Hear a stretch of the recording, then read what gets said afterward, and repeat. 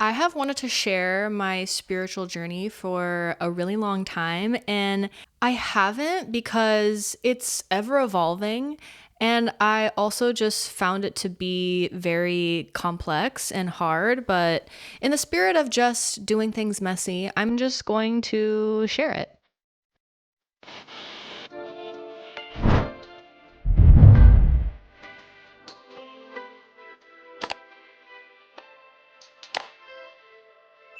Having a spiritual life has always been the foundation of who I am. Even when I was exploring and wouldn't have really said that I knew if God existed or if God didn't exist, and sometimes when I was certain that there probably wasn't a God, I still feel like God was always with me. Every single person is a spiritual being. But whether or not we choose to engage in that part of ourselves is really up to the individual. One of the best definitions of God I heard was literally from a stand-up by Pete Holmes. And he said that, I believe the tour manager from AC/DC said that God is the blanket we put over the mystery to give it a shape. So when I was taught about who God was and what it meant to follow God, it was this very small version of God. And now I have come to understand that there's no way that I could understand everything about God, but I know for certain that God exists. I have such a deep understanding of who God is, and I've never felt closer to God than before. And I don't even mind calling it God, but I believe it is the same thing as the universe or intuition or the Holy Spirit or Allah or whatever it might be. I am so grateful for my strict evangelical upbringing. That was perfect for my little junior high, elementary school, and high school mind. Because really, the only way that we can describe God is through metaphor and through story. And I think Christianity is just as good of a metaphor as anything. The first thing that I can remember about personally interacting with spirituality on a deeper level was in 5th grade. I had a Sunday school teacher who had us do inductive Bible study for kids. So we were sort of like dissecting scripture and trying to pick out themes. And looking back, that is so rare to be challenging like an 11-year-old to really look at the Bible deeper. And I was eating it up. I loved it. I felt like my mind expanding and I was like, oh my gosh, like I love reading the Bible. I just thought it was so cool. And then in junior high, I also had another pastor who really just encouraged us to not be like a regular junior higher. I loved going to church. It was like full of adults who really cared about me. And I decided my freshman year of high school to get baptized. I got baptized, and then I always knew that like you were supposed to read your Bible every day. So I was like, okay, like that's what you do to know God. So I started reading my Bible every single day when I was in 10th grade. And that truly, I think, was foundational for my spiritual life.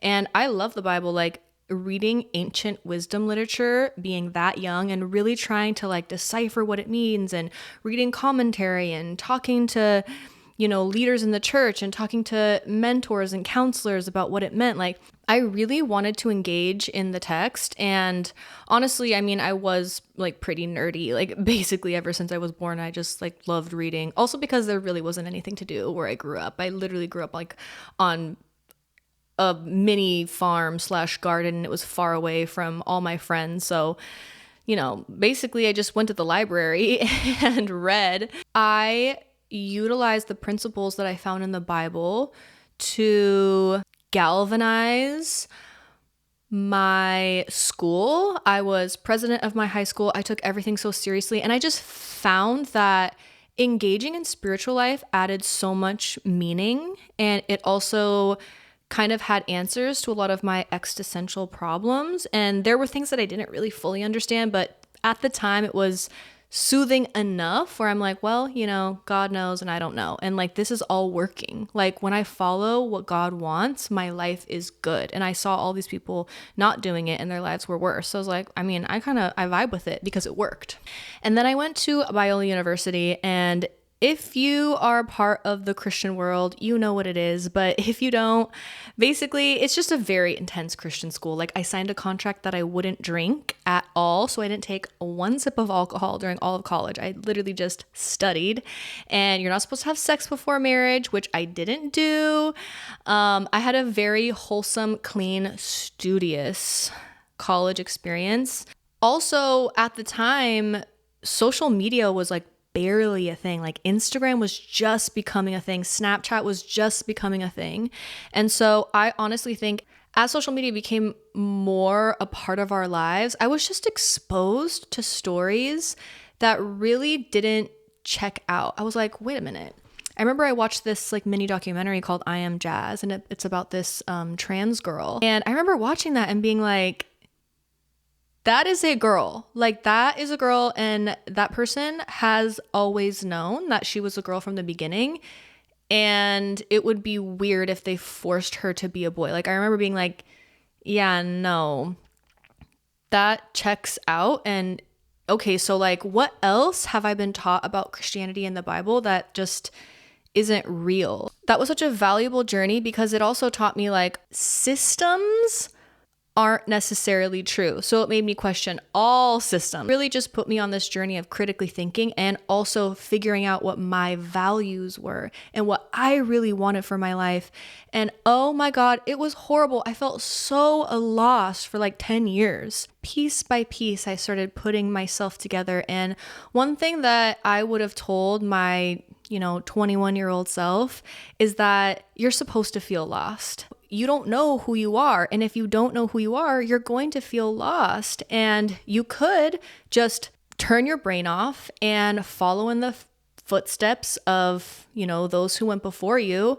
But that's not going to be fulfilling. And that was never going to be fulfilling for me. So the price that you pay is feeling lost. I had no idea what I wanted to do with my career. I had no idea how I was supposed to spend my time. I hated being alone. For a while, as all of that was breaking down, I kind of just sort of threw it all out and would have said, I think I'm agnostic. Like, I don't know if God is real or God is not. And then I was like, I'm definitely not using the word God. It was very triggering to just hear God. I was like, that represents like male domination and like men telling you that you can't wear bikinis and like that if you're gay, you're living in sin and that like you shouldn't have sex before you're married. Like, God meant that to me. And since then, I've reclaimed the word God and can also use it interchangeably between the universe and source and the mystery. But I like the word God. I think to me, it now means something completely different. And I think it's just a nice catch-all for what I mean. And it's also a word that now feels like familiar and warm instead of like punishing and punitive and prescriptive. Triple P. And now I would say that God has become the most important thing to me again.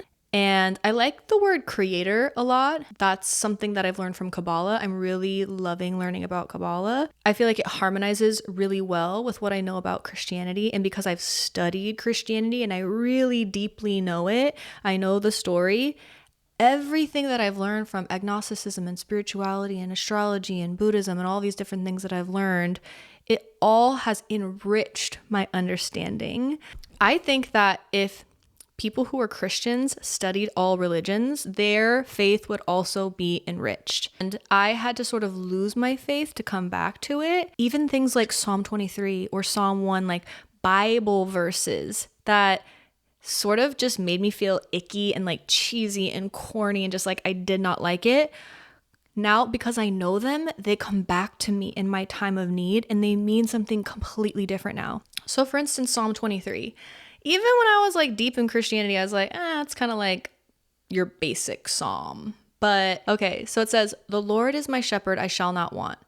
To me, that means like when I'm going through a breakup or when I have conflict with family or when I'm losing friends, when I'm going through these like difficult things, I know that I'm always connected to source, and I have an emotional guidance system that will lead me in the way that I ought to go. And no matter how painful something is, no matter how uncertain it feels, I have certainty that I will be guided towards something that is beneficial for me and for others. And that there's something being cultivated in me that is going to eventually turn into healing balm that will soothe the souls of those that I am meant to also shepherd. So as I am shepherded by source, I will also be able to shepherd others.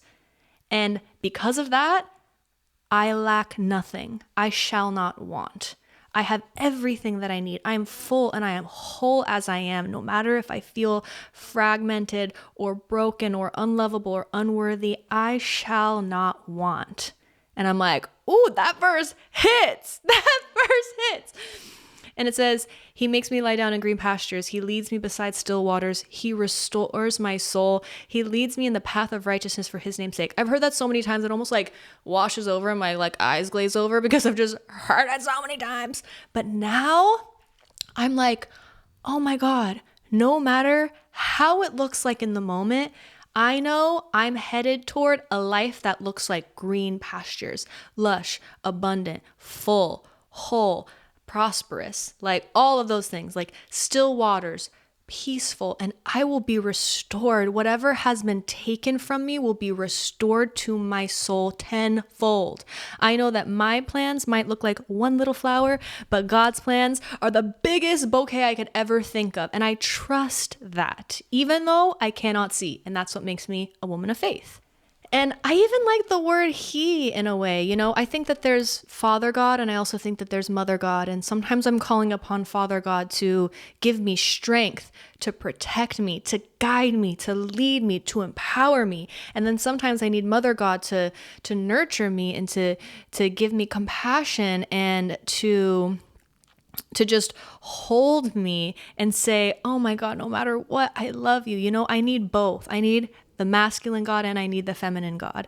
And they're all in one. God is really they, them. Ooh, and I love this one. You prepare a table before me in the presence of my enemies. I'm like, you're going to give me massive success in front of all my haters. Like all of those people who doubted me, anyone who has left me or abandoned me or just disparaged me or gossiped behind my back. I know that when I am on the path of God and when I'm following my spiritual path, I will be given everything that I desire and probably way more right in front of everybody who said I couldn't do it. I love that verse. I believe that we can't experience heaven on earth. I know, like, I think of like Tony Robbins. I feel like he's experiencing heaven on earth. He's living in his purpose. He has a lot of money. He's healthy. He has his dream partner, right? Like there are people who truly are living an abundant life and they're giving and they live a life of meaning and fullness. Like that is the life that I am after. And I do believe that I can get there with the help of God, with the help of something outside of myself. In my own strength, just like forcing it, no. I don't think I could do it, to be honest. Like I'm not strong enough. Maybe someone can, but not me. And I don't think like the feminine is supposed to really be working like that. I think we're supposed to be co-creating with God. The masculine too, but women have a direct connection to source, like through the womb. I saw this one theory that men created religion because they didn't have direct access to God like women had through the womb.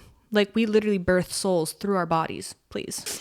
But yeah, I'm very reliant on God. I'm very surrendered to the plan because I really don't know, but I trust that it is good. So that's where I'm at spiritually now. Experientially, I'm just like, oh, I know God. I know God's voice. I don't know how else to explain it besides I know. I know what it is and I know what it isn't. And I think theoretically and like data wise and logically, you can't really know, but experientially, I do. I do. And I think you could find other people who are like, yeah, no, I know who God is. But I think like witches know a lot about God too. They really do. Buddhists definitely know a lot of like God is the river of truth. It doesn't matter what shape your cup is. What matters is that there's water in it, the water of life. Yeah, that's my spiritual journey, and that's what I think about God. I'm sure there are people who are going to be like, if you do not believe in the Lord Jesus Christ, then you have blah, blah, blah, blah. And that's fine. I've been there. But yeah, anyways, I know that there are a lot of people who think like me too, and I want to find all of those people, and I want to connect with all of you guys. So thank you for listening once again, and I'll see you next time. Okay, love you, bye.